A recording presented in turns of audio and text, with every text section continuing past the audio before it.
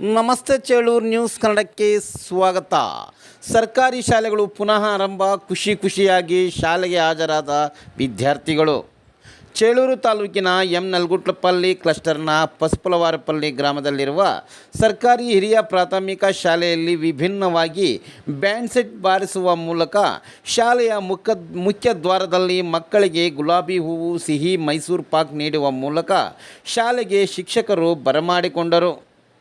ಇದೇ ಸಂದರ್ಭದಲ್ಲಿ ಶಾಲಾ ವಿದ್ಯಾರ್ಥಿಗಳಿಗೆ ಪಠ್ಯಪುಸ್ತಕಗಳು ಹಾಗೂ ಸಮವಸ್ತ್ರ ವಿತರಣೆ ಮಾಡಲಾಯಿತು.